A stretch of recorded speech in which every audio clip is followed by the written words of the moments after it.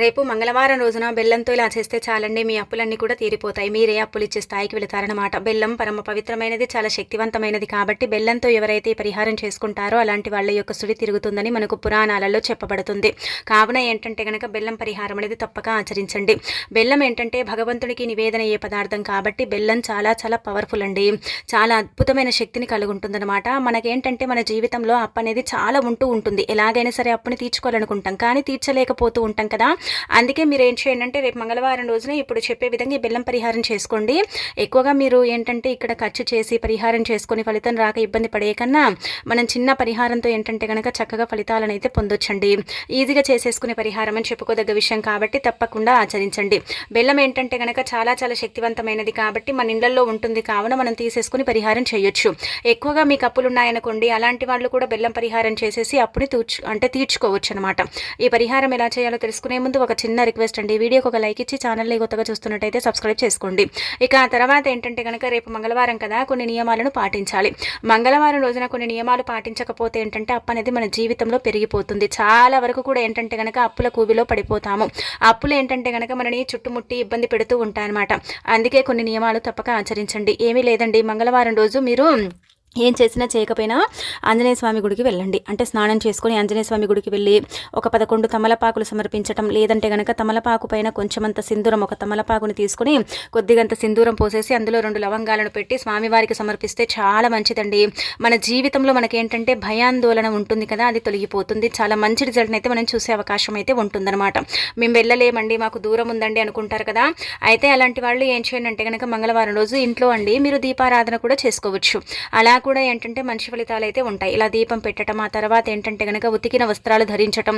మంగళవారం ఏంటంటే ఎర్రటి వస్త్రాలు ధరించకూడదు. చాలా మంది కూడా ఏంటంటే ఎర్రటి వస్త్రాలు ధరిస్తే ఏమవుతుంది అనుకుంటారు. ఏమి కాదు, మన జీవితంలో మనకు కష్టాలు పెరుగుతాయి, బాధలు వస్తాయి, అలానే కాకుండా అప్పులు పెరుగుతాయి, అనేక రకాల సమస్యల్లో ఏంటంటే కనుక మనము కూడుకుపోతాం అనమాట. అంతే కాబట్టి ఎర్రటి వస్త్రాలు ఒకవేళ ఏం కాదని ధరిస్తే ఇన్ని సమస్యలు ఎదుర్కొంటారు. అదే ధరించకపోతే ఏ సమస్య అనేది సరిగ్గా రాదు. అంటే మీరు అనుకోవచ్చు మన జీవితంలో వచ్చేది ఉంటే ఎలాగైనా సరే వస్తుంది అంటే గనక కొన్ని మనం పాటించడం వల్ల కూడా మనం సమస్యల నుంచి బయటపడగలుగుతాం. కావున ఏంటంటే గనక ఈ నియమం తప్పక ఆచరించాలి. పూర్వకాలంలో మన పూర్వీకులు చేసేవారు కాబట్టి మనం కూడా చేసుకోవటం వల్ల మనకు కూడా ఏంటంటే మంచి రిజల్ట్ అనేది ఉంటుందన్నమాట. ఇక ఆ తర్వాత ఇంకొకటి ఏంటంటే కనుక మంగళవారం రోజు అప్పు తీసుకుంటే మన జీవితంలో అప్పు మనం తీసుకుంటూనే ఉంటామండి, ఎప్పుడు ఇవ్వమండి. కాబట్టి తీసుకోకండి, ఇవ్వండి. ఇస్తే మంచిదనమాట. ఇస్తే ఇస్తూ ఉంటాం, కానీ తీసుకుంటూనే ఉంటాం అనమాట. ఇది గుర్తుపెట్టుకోండి.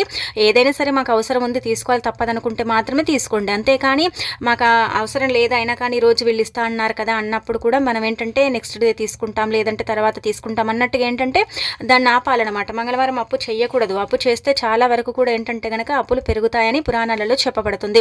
మంగళవారం అంతెందుకండి, దూర ప్రయాణాలు చెయ్యరు, ఇంట్లో ఎర్ర టమాటాల కూర వండరు, ఎర్రపప్పు వండుకోరు, ఎరుపు రంగులో ఉండే పదార్థాలను కోసి వండటం నిషేధం అనమాట మంగళవారం. అందుకే వండరనమాట. కాబట్టి మీరు కూడా ఏంటంటే ఎర్ర టమాటాల కూర ఇలాంటివి చెయ్యకండి. అప్పు ఉంటే మాత్రం చెయ్యకండి, ఎందుకంటే అప్పు పెరుగుతుందండి, గుర్తు పెట్టుకోండి. ఇంతగానం చెప్పటం ఏంటంటే కనుక మన జీవితంలో మనకు అప్పు తగ్గాలే కానీ పెరగకూడదు కదా.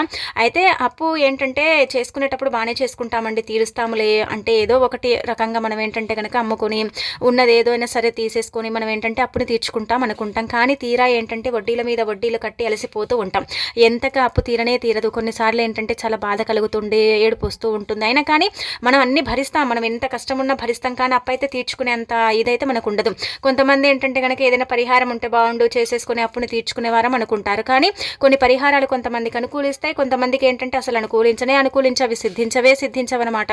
అలా కాకుండా మీరు ఏం చేయండి అంటే కనుక మంగళవారం గుర్తుపెట్టుకోండి, బెల్లం ఉంటుంది కదా, ఈ పరిహారం చేసుకోండి. సమయం సందర్భం అంటూ ఏమీ లేదండి. మంగళవారం పూట ఎప్పుడు చేసినా కానీ ఫలితం అయితే ఉంటుందండి. ఆ ఫలితాన్ని మీరే మీ కళ్ళతో చూసి షాక్ అయిపోతారనమాట. అందుకే బెల్లం తీసుకోండి. బెల్లం ఏంటంటే కనుక మనకు చిన్న గడ్డ బెల్లం లాగా దొరుకుతుంది కదండి, పెద్ద నిమ్మకాయ సైజ్ అంత బెల్లాన్ని తీసుకోవాలండి. ఆ బెల్లం ఏంటంటే కనుక పరిహార పరంగా చక్కగా ఉపయోగపడుతుంది, చాలా మంచి ఫలితాన్ని తెచ్చిపెడుతుంది అనమాట. ఇక మనకేంటంటే అప్పుని తీర్చడానికి పనిచేస్తుంది, అప్పు నుంచి మనని బయటపడేయడానికి కూడా పనిచేస్తుంది అనమాట. అప్పులు ఉన్న వాళ్ళు ఏంటంటే కనుక పెద్ద నిమ్మకాయ సైజ్ అంత బెల్లాన్ని తీసుకోండి. అంటే ఈ బెల్లంతోనే మన అప్పు తీరుతుందంటే ఖచ్చితంగా తీరుతుంది. ఇందులో ఏంటంటే గనక బెల్లానికి సంబంధించి 2 చెప్పుకుందాం. మీకు ఏది నచ్చితే అది చేసుకోండి. కానీ 2 కూడా ఏంటంటే గనక మీరు చేసుకోదగ్గ పరిహారాలే అని చెప్పొచ్చు. అంటే మనం చేసుకోవచ్చు, మనకు వీలు పడుతుంది, మనం చేసుకునే అంత అంటే ఇదిగా ఉండే పరిహారాలే అండి. మరి అంత పెద్దగా ఏంటంటే గనక శ్రమించాల్సిన అవసరం కూడా లేదు. చాలా చిన్న పరిహారాలే అని చెప్పొచ్చు. కాబట్టి ఒకటి గుర్తు పెట్టుకోండి, పెద్ద నిమ్మకాయ సైజ్ అంత బెల్లాన్ని తీసుకుని వేప చెట్టు దగ్గరికి వెళ్ళండి. అంటే మనకు నార్మల్గా వేప చెట్లు ఉంటాయి కదా, మన ఇంటికి దగ్గరగా ఉన్నప్పుడు ఎప్పుడు కూడా వృక్షాలు అక్కడ చెయ్యకూడదు. ఎందుకంటే మళ్ళీ తిరిగి మనం అక్కడికే వెళతాం, అక్కడ నుంచి నడుస్తాం. కాబట్టి అక్కడ చేసుకోవటం వల్ల పెద్దగా ఫలితాలు ఉండవన్నమాట. కొంచెం మన ఇంటి నుంచి దూరంగా ఉంటాయి కదా, మనం తక్కువగా వెళ్తాం కదా, అలాంటి ప్రదేశాలలో చేసి చూడండి, ఎంత మంచి రిజల్ట్ వస్తుందో మీరే గమనించండి. మీరే ఏంటంటే కనుక ఆశ్చర్యపోతారనమాట, ఇంత మంచి రిజల్ట్ వస్తుందా. అంటే ఒకటేసారి ₹1,00,00,000 అప్పు తీర్చుకోరు, ఒకటేసారి ఏంటంటే కనుక ₹1,00,000 అప్పు ఏం తీర్చరు. కాకపోతే ఏంటంటే కనుక మెల్లిమెల్లిగా తీరుతుంది. మనకి ఏదో ఒక రూపంలో ధనం వస్తుంది, ఐశ్వర్యం కలుగుతుంది. ధనానికి ఆది దేవత ఏంటంటే కనుక బెల్లాన్ని చాలా ఇష్టపడుతుంది అనమాట, లక్ష్మీదేవి. కాబట్టి ఏంటంటే గుర్తు పెట్టుకోండి, బెల్లం తీసుకోండి. పెద్ద నిమ్మకాయ సైజ్ అంత బెల్లం తీసుకున్న తర్వాత ఏంటంటే కనుక చక్కగా వేప చెట్టు దగ్గరికి వెళ్ళండి. వేప చెట్టు చుట్టూ 3 ప్రదక్షిణలు చేసి వేప చెట్టుని కుడి చేతితో తాకి ఆ తర్వాత ఈ బెల్లం చేతిలో పట్టుకొని అప్పు గురించి చెప్పుకోండి. అంటే ఒక్కొక్కరికి ఒక్కొక్క రకంగా అప్పు ఉంటుందండి. ఇప్పుడు నేనేంటంటే కనుక ఇక్కడ ఉదాహరణకు చెప్తున్నా, అప్పు తీరాలి, అప్పులు ఇచ్చే స్థాయికి వెళ్ళాలి, అప్పు అనేది మా జీవితంలో ఉండకూడదు అన్నట్టుగా ఏంటంటే చెప్పేసుకోండి. అలా చెప్పుకున్న తర్వాత ఏంటంటే ఆ బెల్లాన్ని మీరు తల చుట్టూదా 21 సార్లు తిప్పేసి ఆ బెల్లాన్ని వేప చెట్టు మొదట్లో పెట్టి వెనక్కి తిరిగి చూడకూడదు. ఒకవేళ చూస్తే ఏమవుతుందంటే కనుక అప్పు పెరుగుతుంది కానీ తగ్గదు, మళ్ళీ మనం చేసిందంతా కూడా వేస్ట్ అయిపోతుంది. కాబట్టి అక్కడ పెట్టేసి ఇంకా వెనక్కి తిరిగి చూడకుండా వెళ్ళిపోయి కాళ్ళు శుభ్రం చేసుకోండి. ఎవరికి చెప్పకండి, నేను ఇలా చేశాను, ఇలా చేస్తేనే నాకు ఫలితం వచ్చిందని చెప్పాల్సిన అవసరం కూడా లేదనమాట. చెప్పకుండా అక్కడ పెట్టేసి వదిలేయండి. చూడండి, వారం రోజులు చూడండి, ఖచ్చితంగా ఏదో ఒక రకంగా మీకు మార్పు కనిపిస్తుందన్నమాట. అంటే అప్పు తీర్చుకునేంత ఆలోచన మనకు వస్తుంది. ఏ రకంగా మనం అప్పుని తీర్చుకోవాలి, ఏ రకంగా అప్పు నుంచి మనం బయటపడాలి, అప్పులు ఇచ్చే స్థాయికి ఎలా ఎదగాలి అనేది ఏంటంటే కనుక తెలుస్తుంది. ఆలోచన అనేది వస్తుంది. ఆ తల్లే ఒక దారిని చూపిస్తుంది. ఆ దారిని మనం ఎంచుకోవటం వల్ల మనం అప్పుల నుంచి బయటపడగలుగుతాం, అప్పుని తీర్చుకోగలుగుతాం, అప్పులు ఇచ్చే అంటే స్టేజ్కి మనం వెళ్ళగలుగుతామండి. చాలా చిన్న పరిహారం, ఫలితాలు ఎక్కువగా ఉంటాయి. కాబట్టి దీన్ని తప్పకుండా ఏంటంటే కనుక ఆచరించండి. చిన్న చిన్న పరిహారాలే ఫలితాలు ఎక్కువగా ఇస్తాయన్నమాట. ఫలితాలను ఎక్కువగా తెచ్చిపెట్టే పరిహారాలు అనమాట. మనం ఏంటంటే బెల్లమే కదా, బెల్లం వల్ల ఏం జరుగుతుంది, బెల్లం వల్ల ఏం ఫలితం రాదు, అసలు దీనివల్ల చేసుకున్నా కానీ ఉపయోగం ఉండదు అనుకుంటారు. కానీ అలా కాదు, మీరు నమ్మకంతో చేయండి, ఖచ్చితంగా మార్పు అనేది ఉంటుందన్నమాట. అంటే నమ్మకం అంటే కనుక మాకు జరుగుతుంది, సిద్ధిస్తుంది, మాకు ఫలితం వస్తుంది అనుకుని చేసుకుంటేనే ఫలితం వస్తుంది.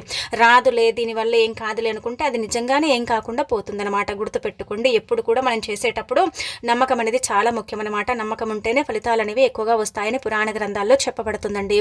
ఇక ఆ తర్వాత ఇంకొకటి కూడా ఏంటంటే కనుక ఇది కూడా చాలా చాలా శక్తివంతమైనదండి, చాలా పవర్ఫుల్ పరిహారం అని చెప్పొచ్చు.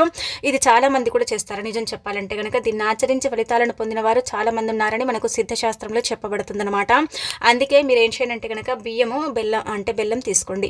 బెల్లం అంటే కనుక గుర్తుపెట్టుకోండి, ఒక రకంగా చెప్పాలంటే మానవ జీవితంలో ఉండే అప్పులను తీర్చడానికి ఉపయోగపడతాయి.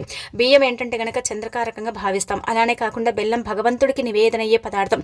బియ్యంలో ఏంటంటే కనుక అతీత శక్తి ఉంటుంది, బెల్లంలో కూడా చాలా పవర్ అనేది ఉంటుంది. బెల్లంతో చేసుకునే పరిహారాలు ఎటువంటివైనా సరే మనకు సిద్ధిస్తాయి, మంచి ఫలితాలను ఇస్తాయి కదా. అందుకే మీరు ఏం చేయండి అంటే కనుక బియ్యపిండి ఉంటుంది కదండి, బియ్యపిండిని తీసుకోండి. నార్మల్గానే బియ్యపిండి తీసుకోండి, అందులో ఏం కలపకండి. నార్మల్ బియ్యం పిండిని ఎంత తీసుకోండి అంటే కనుక చిన్న టీ గ్లాస్ ఉంటుంది కదండి, చాలా చిన్న టీ గ్లాసు, ఎక్కువగా కూడా అవసరం లేదండి, చాలా చిన్న టీ గ్లాస్ తీసుకోండి. బియ్యపిండి తీసుకొని మనం ఏంటంటే కనుక చిన్న చిన్న ప్రమిదలు తయారు చేసుకుంటాం కదా, పిండి దీపాలు పెట్టడానికి అంత సైజులో ఉండే బెల్లాన్ని అంటే పిండిని తీసుకోండి.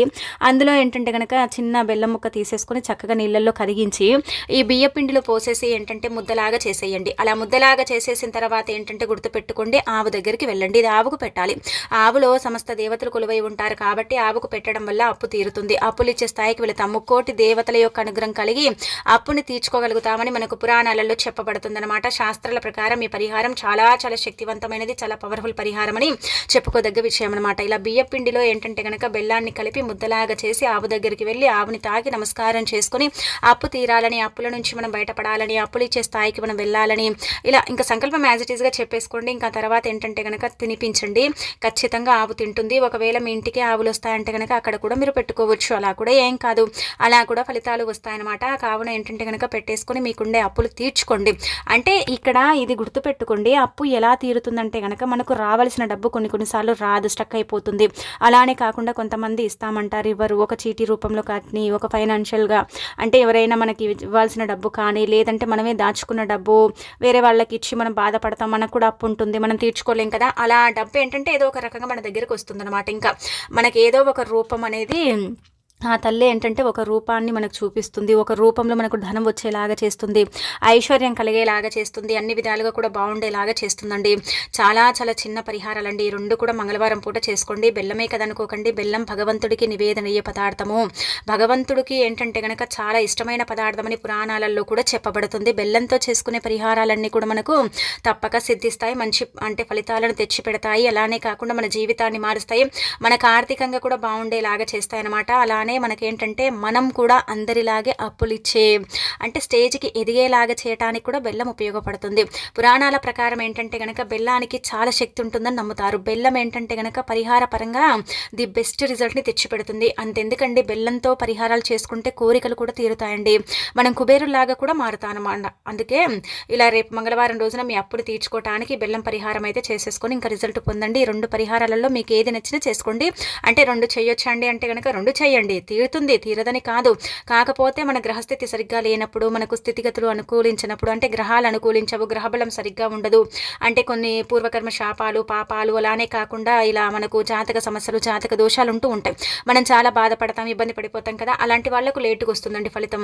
అంటే లేటుగా అంటే కనుక సంవత్సరాల తరబడి కాదు, అంటే ఇలా కొంచెం అంటే మనకంటే వాళ్ళకు కొంచెం లేటుగా వస్తుంది. కాకపోతే ఏంటంటే కనుక ఫలితం వస్తుంది. ఇక్కడ వారం రోజుల్లోనే మనకి ఏదో ఒక రిజల్ట్ అనేది తెలిసిపోతుంది. వారం రోజుల్లోనే ఏంటంటే కనుక మనము అంటే తెలిసిపోతుంది అనమాట, చూసుకోగలుగుతాం అనమాట. అంటే ఇంకా మాకు అప్పు తీరుతుందని కాన్ఫిడెంట్ వచ్చిందండి, మేము అప్పులు ఇచ్చే స్థాయికి వెళతామని మాకు తెలిసిపోయిందండి అని అనుకుంటారనమాట.